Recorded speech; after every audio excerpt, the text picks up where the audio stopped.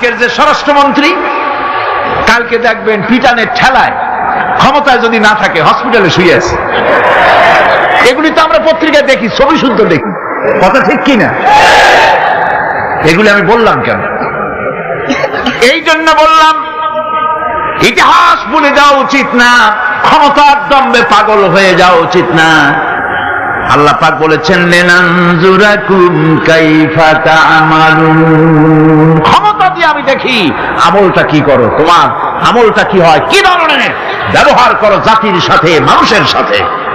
ক্ষমতার দম্ভে পাগল হয়ে যেও না। ওই যে পণ্ডিত জওয়াহরলাল নেহেরু সেই যে পাগলা হসপিটালে গেছিল, মেন্টাল হসপিটাল, মাথায় সুন্দর টুপি, গায়ে শেরওয়ানি, চোস্ত পাজামা, হাতে ছড়ি, ইসলামী ড্রেস। অমুসলমানদের কাছে মজা লাগে, কিন্তু দুর্ভাগ্যজনক আমার দেশের মুসলমানদের মজা লাগে না। এদের মজা লাগে অন্যদেরটা অনুসরণ করতে, নিজেরটা ভালো লাগে না। সুন্দর টুপি, সারা জীবন নেহেরু শেরওয়ানি, পাজামা, টুপি ব্যবহার করেছেন, ঠিক কিনা? এই পোশাক কার? নেহরুর বাপের? মুসলমান। আজ মুসলমানদের এই ড্রেসকে বাংলাদেশের টেলিভিশনে অমর্যাদা করা হচ্ছে। আমি পার্লামেন্টে যখন এই কথা বললাম যে বাংলাদেশের টেলিভিশন মুসলমানদের দাড়ি আর টুপি নিয়ে উপহাস করে, আমার পাশের থেকে একজন ট্রেজারি বেঞ্চ থেকে বলল, আপনি মিথ্যা বলছেন, আল্লাহর গজব হবে আপনার উপরে। আমি বললাম ওয়েট এন্ড সি, গজব কার উপরে হয় আমরা দেখি, অপেক্ষা করি। ভিলেন পার্টে যে অভিনয় করে টিভিতে, নাটকে, সিনেমায়, একটা খারাপ চেয়ারম্যান, একটা খারাপ লোক অভিনয় করার জন্য যাকে আনা হয় তার মাথায় একটা টুপি থাকে কিনা, টেলিভিশনে থাকে কিনা, লম্বা একটা জামা থাকে কিনা, মুখে দাড়ি থাকে কিনা, কাঁধে একটা রুমাল থাকে কিনা। এবার আমি প্রশ্ন করি, মুসলমানদের মাথার টুপি কি জামাত ইসলামী? মুসলমানদের দাড়ি আর লম্বা জামা কি শিবিরের? এই দাড়ি আর টুপি বিশ্বনবী মুহাম্মদ রাসূলুল্লাহ সাল্লাল্লাহু আলাইহি ওয়াসাল্লামের। সুতরাং 12 কোটি মানুষের, 12 কোটি তাওহীদি জনতার, 12 কোটি তাওহীদি জনতার রেভিনিউ নিয়ে, তাদের ট্যাক্স নিয়ে রাসূলুল্লাহর সুন্নতের সাথে যারা বেয়াদবি করে, আল্লাহ রাব্বুল আলামিন অবশ্যই আযাব এবং গজবে তাদেরকে নিবেদিত করবেন।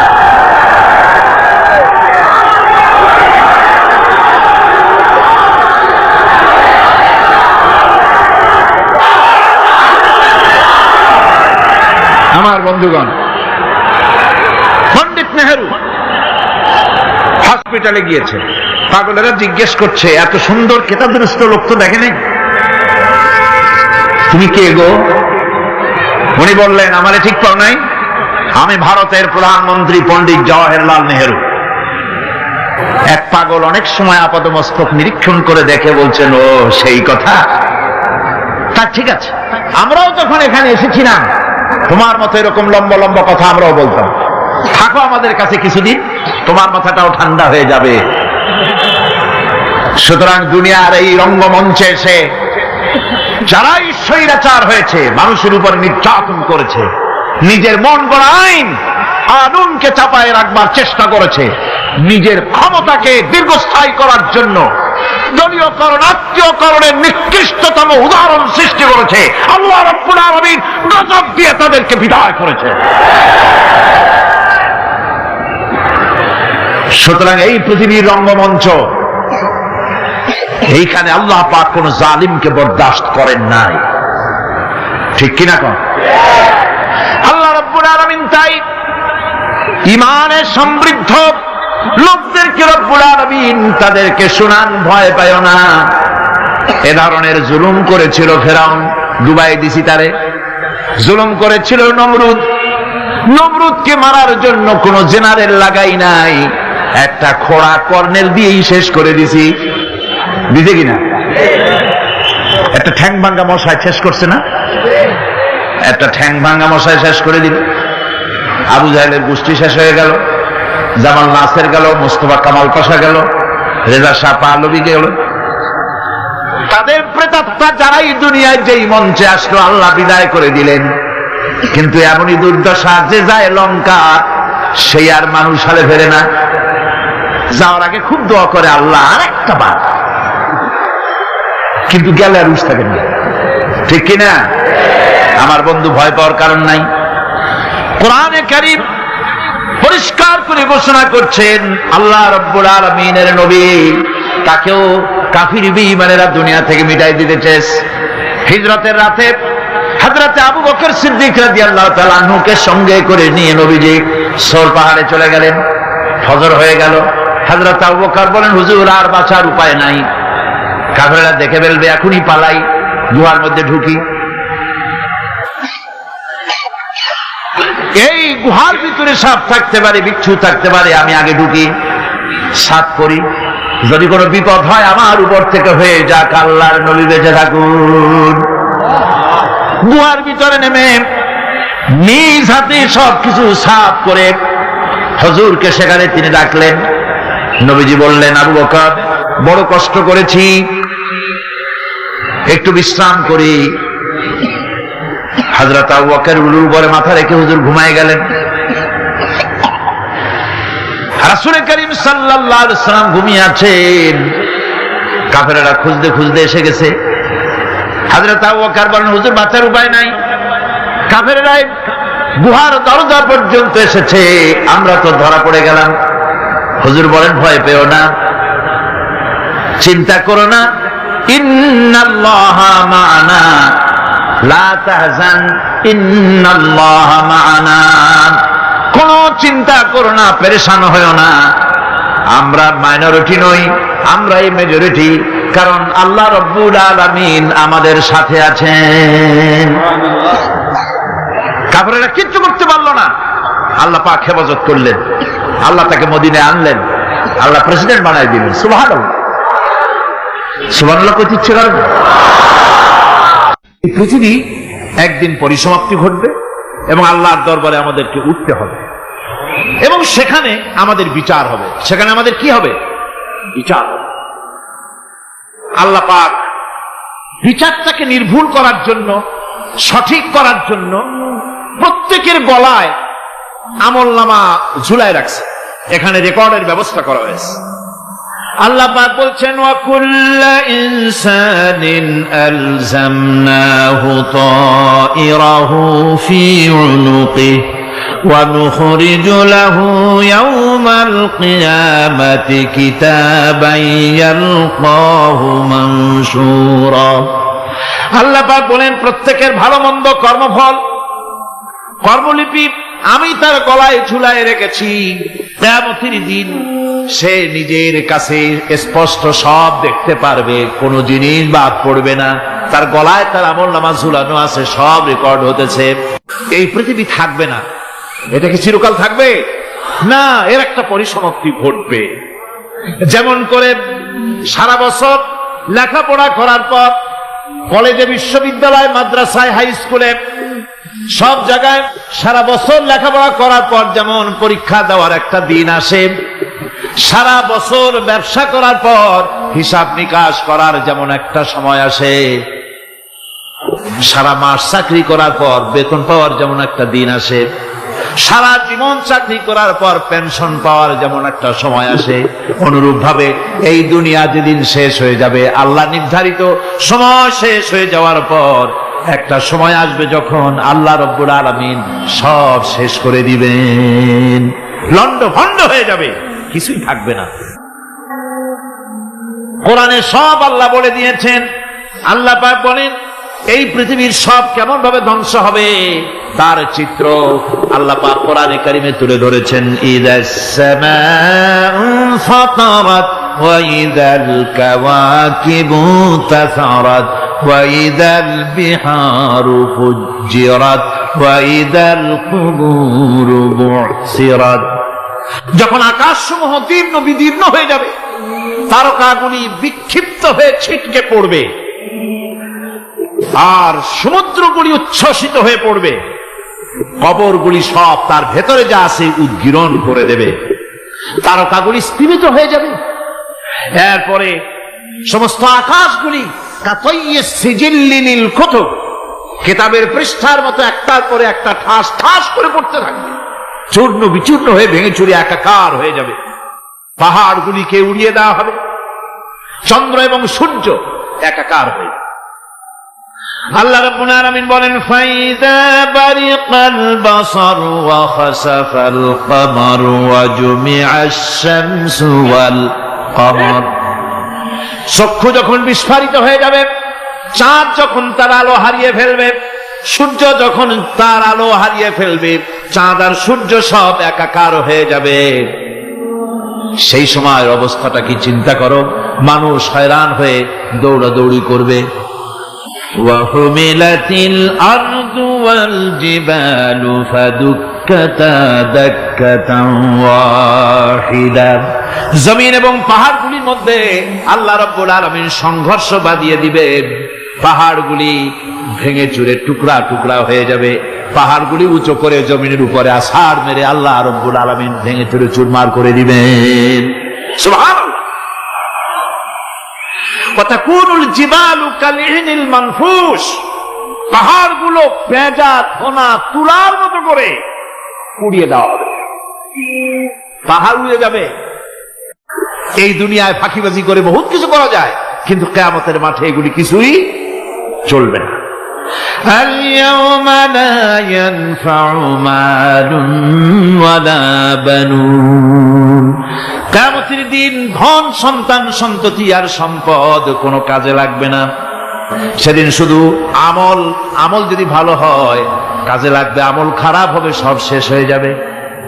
আল্লাহ রাব্বুল আলামিন নবীজিকে ডেকে বলেছেন, নবী আপনি বলেন, কুল মা কুনতু বিদআম মিনার রাসূল। আপনি বলুন আমি কোন নতুন রাসূল নই, আমার আগে অনেক নবী রাসূল পৃথিবীতে এসেছেন, তারা বিদায় হয়ে গেছেন। আমি জানি না কিয়ামতের দিন আল্লাহ রাব্বুল আলামিন আমার সাথে কি ব্যবহার করবেন, আর আমি এও জানি না যে কিয়ামতের দিন আল্লাহ পাক তোমাদের সাথে কি ব্যবহার করবেন।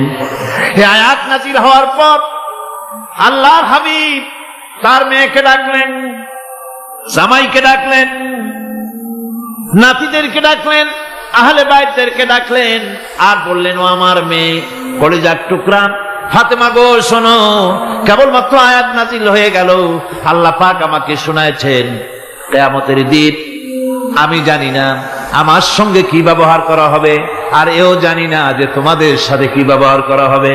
ও আমার কলিজার টুকরা মেয়ে ফাতেমা, কিয়ামতের দিন মুহাম্মদ সাল্লাল্লাহু আলাইহি সাল্লামের মেয়ে এই হিসাবে তোমার নাজাতের ফয়সালা হবে না। ও আমার কলিজার টুকরা নাতি হাসান আর হোসেন, কিয়ামতের দিন মুহাম্মদ সাল্লাল্লাহু আলাইহি সাল্লামের নাতি হিসাবে ফয়সালা হবে না। ও আমার জামাই হযরতে আলী, কিয়ামতের দিন আমার জামাই হিসাবে নাজাতের ফয়সালা হবে না। আমল যদি ভালো হয় ফয়সালা ভালো হবে, জান্নাতে চলে যাবে। আমল যদি খারাপ হয় কার নাতি কার জামাই দেখা হবে না। সুবহানাল্লাহ। কঠিন কিয়ামতের মাঠ। এই পরকালের বিশ্বাস যদি কলিজার মধ্যে ঢোকে মানুষ ভালো হয়ে যাবে। কোন সুবহানাল্লাহ। ওই যে মক্কার জীবনে ওই সমস্ত মানুষগুলি যারা চুরি করত, ডাকাতি করত, জিনা করত, বদমাশি করত, যারা শয়তানি করত, যারা মানুষকে খুন করত, এই মানুষগুলি এত ভালো হয়ে গেল, যারা চুরি ছেড়ে দিল, ডাকাতি ছেড়ে দিল, জিনা ব্যভিচার ছেড়ে দিল, এত ভালো হয়ে গেল, পৃথিবীর মধ্যে সেরা মানুষ তারা হয়ে গেলেন। জোরে বলেন সুবহানাল্লাহ। নবীর সাহাবীরা পৃথিবীর শ্রেষ্ঠ সন্তান, নবীর সাহাবীরা পৃথিবীর সেরা মানুষ, তাদের চাইতে সেরা মানুষ নবীদের পরে আর কেউ হতে পারে না। জোরে কোন সুবহানাল্লাহ। নবীর পরে পৃথিবীতে শ্রেষ্ঠ মানুষ কারা? সাহাবায়ে কেরাম রিদওয়ানুল্লাহি তাআলা আলাইহিম আজমাইন। ওনারা তো কুফরের মধ্যে ছিলেন, শিরকের মধ্যে ছিলেন, চুরি ডাকাতি জিনা ব্যভিচার এমন কোন পাপ নাই যা করা হয়নি। তারপরে যখন আল্লাহর নবীর কাছ থেকে তাওহীদ, রিসালাত ও আখিরাতের দাওয়াত পেলেন, কি সোনার মানুষ এক একজন হয়ে গেলেন। সুবহানাল্লাহ। যারা ছিলেন নারীর সতীত্বের জম, তারা হয়ে গেলেন নারীর সতীত্বের পাহারাদার। যারা মানুষের মাল চুরি করত, ডাকাতি করত, তারা রাতভর মানুষের মালের পাহারা দিল, মানুষের রক্তের পাহারা দিল। সুবহানাল্লাহ বিহামদি, রক্ত ও সম্পদের পাহারা দিল। রাসূল বললেন, খায়রুল কুরুনে কারনি, সর্বশ্রেষ্ঠ যুগ তো আমার যুগ। বন্ধুগণ, এরপরে একটা জীবন আসবে ওই কিয়ামতের ময়দানে। এই পরকালের বিশ্বাসটা গুরুত্বপূর্ণ ব্যাপার, আমাদের সব কিছুর হিসাব দেওয়া লাগবে। আল্লাহ পাক বলেন, ইন্নাস সামআ ওয়াল বাসারা ওয়াল ফুআদা কুল্লু উলাইকা আনহু মাসউলা। নিঃসন্দেহে মানুষের শ্রবণ শক্তি, দর্শন শক্তি এবং তার অন্তঃকরণের কল্পনা সম্পর্কে আল্লাহ রাব্বুল আলামিনের কাছে জিজ্ঞাসিত হতে হবে। কান দিয়া কি করেছিলা, চোখ দিয়া কি করেছিলা, মুখ দিয়া কি করেছিলে, হাত দিয়ে কি করেছিলে, সবকিছুর জবাব আল্লাহ রাব্বুল আলামিনের কাছে দিতে হবে। সবটার জবাব দিতে হবে, কোনো কিছু বাদ যাবে না। এমনকি মনের ভিতরে যে কল্পনা আমরা করি, এই কল্পনার হিসাবও আল্লাহর দরবারে দিতে হবে। কোরআনে কারীম বলছে, ওয়া ইন তুবদু মা ফি আনফুসিকুম আও তুখফুহু ইউহাসিবকুম বিহিল্লাহ। মনের ভিতরে তুমি যেটা কল্পনা করো সেটা প্রকাশ করো, অথবা তুমি গোপন রাখো, যাই তুমি করো না কেন আল্লাহ রাব্বুল আলামিন এর হিসাবও তোমার কাছে নেবেন। ফায়াগফিরু লিমান ইয়াশাউ ওয়া ইউআযযিবু মান ইয়াশাউ ওয়াল্লাহু আলা কুল্লি শাইইন কাদির। মহান আল্লাহ পাক বলেন, করার পর তোমার মনের ভিতরে কি কল্পনা করেছিলে ওইটার হিসাব আমি নেব। হিসাব নেওয়ার পর যারে খুশি ক্ষমা করে দেব, যাকে খুশি শাস্তি প্রদান করব। সবকিছুর উপরে আল্লাহ রাব্বুল আলামিন শক্তিমান, সব তিনি করতে পারেন, সমস্ত কুদরত রয়েছে তার। সুতরাং মানুষদেরকে, আল্লাহর বান্দাদেরকে বিশ্বাস করতে হবে যে আমার কোনো কথা বাদ যাবে না, কথাগুলি রেকর্ড হচ্ছে, কথা রেকর্ড হচ্ছে। وَنُنَزِّلُ مِنَ الْقُرْآنِ مَا هُوَ شِفَاءٌ وَرَحْمَةٌ لِلْمُؤْمِنِينَ وَلَا يَزِيدُ الظَّالِمِينَ إِلَّا خَسَارًا। আমি এই কোরআন অবতরণের পরিক্রমায় এমন সব বিষয় অবতীর্ণ করেছি যা মুমিনদের জন্য নিরাময় এবং তাদের জন্য রহমত, আর জালিমদের জন্য ক্ষতি ছাড়া আর কিছুই বৃদ্ধি পায় না। জালিমদের জন্য ক্ষতি বৃদ্ধি পায়, আর যারা মুমিন তাদের জন্য এর মধ্যে নিরাময় আছে, এর মধ্যে রহমত আছে।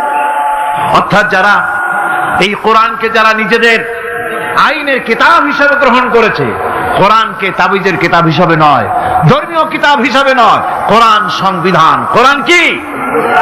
কোরআনকে যারা সংবিধান হিসাবে মেনে নিয়েছে, কোরআনকে যারা সংবিধান হিসাবে গ্রহণ করলো, ব্যক্তি, পরিবার, সমাজ, রাষ্ট্রে, তাদের যাবতীয় মানসিক, বুদ্ধিবৃত্তিক, নৈতিক, তামাদ্দুনিক রোগের নিরাময় হবে, এর দ্বারা শান্তি হবে।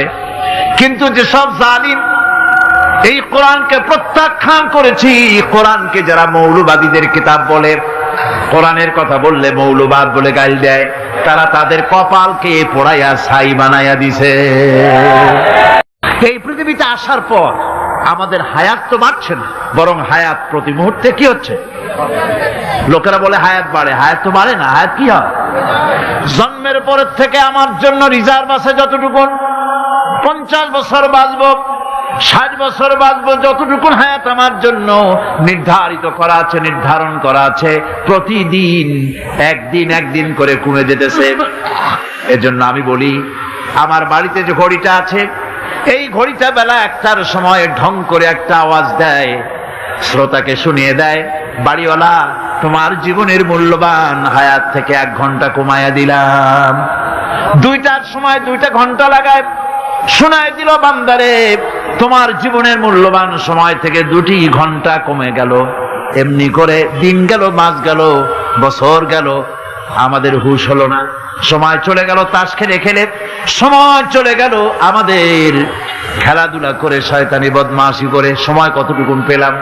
কিয়ামতের দিন, বিচারের দিনটা যেটা হবে, আল্লাহ রাব্বুল আলামিন বলেন বিচারের দিনটাই লম্বা হবে 50 আলফা সানা মিম্মা তাউদ্দুন। বিচারের দিনটা লম্বা হবে কত বছর? 50,000 বছর। কত বছর? দুনিয়ায় যেভাবে তুমি হিসাব করো, দুনিয়ার গণনা অনুযায়ী হাসরের বিচারের দিনটা হবে 50,000 বছরের মতো লম্বা। এক কিতাবে দেখেছি, তিনি লিখেছেন হিসাব করে কিয়ামতের ওই দিনটার হিসাবে 50,000 বছর একটা দিন লম্বা। ওই হিসাবে পৃথিবীতে যারা 60 বছর বাঁচলো, সেজন্য আখিরাতে 2 মিনিট দুনিয়ায় বাঁচলো। চিন্তা করেছে? মাত্র 2 মিনিট। 60 বছর যারা হায়াত পেল, 2 মিনিট বাঁচলো। এই 2 মিনিটের জন্য কত হাঙ্গামা, কত মারধর, কত সন্ত্রাস, ক্ষমতার জন্য লড়াই, ঠ্যাং করেঙ্গে ত্যাং করেঙ্গে, লাঠিকে আমদার মুগুর ভরেঙ্গে, শক্তির ঠেলায় অস্থির। আমার বন্ধুগণ, সময় চলে যাচ্ছে স্রোতের মতো করে, কারোর জন্য সময় অপেক্ষা করতেছে না। আমাদের মৃত্যু প্রতি মুহূর্তে কাছে চলে আসতেছে। এই জন্য শায়ের বলেছেন, আগাহ আপনি মৌত সে কোই বাশার নেহি, আগাহ আপনি মৌত সে কোই বাশার নেহি, সামা সো বরস কে হ্যাঁ পল কি খবর নেহি। মৃত্যু সম্পর্কে আমাদের কারো জানা নাই। যে কোনো মুহূর্তে মৃত্যু আমাদের কাছে এসে যেতে পারে, মৃত্যু সম্পর্কে কিছুই জানা নাই। অথচ প্রতি মুহূর্তে আমরা মৃত্যুর দিকে এগিয়ে চলছি। মাল সামান 100 বছর কি ধরে খাবো তাও জমা করে রেখেছি, কিন্তু এক মুহূর্তের খবর নাই। মাহফিলে এসেছি, বাড়ি যেতে পারবো নিশ্চয়তা নাই। আছে? বলেন আছে? আপনি বাড়ি যাও ভালো, বসেছেন, দাঁড়াতে পারবেন, এই নিশ্চয়তা আছে। সুতরাং সূরাতে যে সময়ের উপরে কসম করে মূলত সময়ের অপরিসীম গুরুত্ব সম্পর্কে আল্লাহ পাক মানুষকে বুঝাই দিতেছেন। সময়ের দাম দাও। আমাদের সময় চলে যায় গান শুনতে শুনতে, আশ্চর্য মলম বিক্রি করা দেখতে দেখতে, তাস পাশা খেলতে খেলতে সময় চলে যায়, কেউ খেয়াল করে না। সময় বলতে অতীত কালও হতে পারে, আবার বর্তমানও হতে পারে। আর বর্তমান কাল কোনো কালই না। বর্তমান কাল কোনো কাল নয়। প্রতি মুহূর্তে ভবিষ্যৎ এসে বর্তমান হয়, আর প্রতি মুহূর্তে বর্তমান কি হয়? অতীত হয়ে যায়। বর্তমান কাল বলে কোনো কাল নেই। প্রতি মুহূর্তে অতীত হয়ে যাচ্ছে। এই যে আমি মাহফিলে বসছিলাম প্রথম এসে, ওইটা কি এখনো বর্তমান আছে? এই যে বর্তমান কথা বলছি, এটা অতীত হয়ে যাচ্ছে। সুতরাং বর্তমান কাল নাই। আল্লাহ পাক অল আসরের সময়ের কসম করে বলছেন। যদি আমরা চিন্তা ভাবনা করি তাহলে আমরা লক্ষ্য করব আমাদের আসল মূলধন সময়। আসল মূলধন কি? জীবনের আসল মূলধন কি? সময়। যে ব্যক্তি আল্লাহর সঙ্গে বিদ্রোহ করেছে আর পরকালের জন্য পাথর জোগাড় করে নাই, দুনিয়াকে অগ্রাধিকার দিল, পরকালকে ভুলে গেল, তার জায়গা হলো জাহান্নাম। وَأَمَّا مَنْ خَافَ مَقَامَ رَبِّهِ وَنَهَى النَّفْسَ عَنِ الْهَوَى فَإِنَّ الْجَنَّةَ هِيَ الْمَأْوَى। আর যে ব্যক্তি আপন প্রভুর সামনে উপস্থিত হওয়াকে ভয় করেছে এবং আপন প্রবৃত্তিকে লালসা মুক্ত করেছে, লালসার হাত থেকে রক্ষা করেছে, আল্লাহ রব্বুল আলামিন কিয়ামতের দিন তার জন্য রেখে দিয়েছেন জান্নাত। তার জন্য কোন জায়গা? জান্নাত। আমাদেরকে পরকাল ভিত্তিক জীবন যাপন যদি করি তাহলে কবরের জবাবগুলি খুব আসান হবে। আর যদি পরকাল ভিত্তিক জীবন যাপন না হয়, কবরটা মুসিবত হয়ে যাবে। হযরত ওসমান রাদিয়াল্লাহু তাআলা আনহু কবরের কাছে গিয়ে খুব কাঁদতেন। সাহাবায়ে কেরাম প্রশ্ন করেছেন, হুজুর, রাসূল করিম সাল্লাল্লাহু আলাইহি ওয়াসাল্লাম যখন জান্নাত ও জাহান্নামের ওয়াজ করেন তখনও তো এত বেশি আপনি কাঁদেন না, যত বেশি কাঁদেন কবরের কাছে এসে, কারণ কি? হযরত ওসমান রাদিয়াল্লাহু তাআলা আনহু বলতেন, আমার সাথীরা, আমি আমার হাবিবের কাছে, আল্লাহ রাব্বুল আলামিনের রাসূলের কাছে আমি শুনেছি এই কবরটাই হলো প্রথম স্টেশন, এই কবরটাই হলো প্রথম ইমিগ্রেশন কাউন্টার। এই জায়গায় যদি কেউ ধরা পড়ে যায়, কারো যদি চার্জশিট হয়ে যায়, সব জায়গায় ধরা পড়ে যাবে, হাসরে মিজানে সিরাতে কোনো জায়গায় নাজাত পাবে না। আর এই কবরটা যদি কেউ মুক্তি পেয়ে যায়, মিজান সিরাত হাসর সব জায়গা থেকে আল্লাহ তারে ভালোভাবে পার করে দিবেন। এটা হলো আসল জায়গা, মারাত্মক জায়গা, খুব মারাত্মক জায়গা। আমি এটাকে ইমিগ্রেশন কাউন্টার বলেছি আমার ভাষায়। ইমিগ্রেশন কাউন্টার যারা বিদেশ ভ্রমণ করেছেন তারা জানেন। লন্ডন যাবেন, আমেরিকা যাবেন, সৌদি আরব যাবেন, যে কোনো বিদেশে যাবেন, গেলেই পাসপোর্ট তারা দেখবে। পাসপোর্টে আপনার ন্যাশনালিটি কোনটা সেটাই তারা জানতে চাইবে। আপনি কোন দল করেন এটা তারা জানতে চাইবে না, আপনার আইডেন্টিটি কি তারা জানতে চাইবে। তারপরে যদি স্যাটিসফ্যাক্টরি হয়, আপনাকে ভিসা দিয়ে ভেতরে ঢুকবার ব্যবস্থা করে দেবে। আর যদি তারা স্যাটিসফাইড না হয়, তাহলে আপনাকে মেহমানখানায় ঢুকানো হবে গ্রেফতার করে।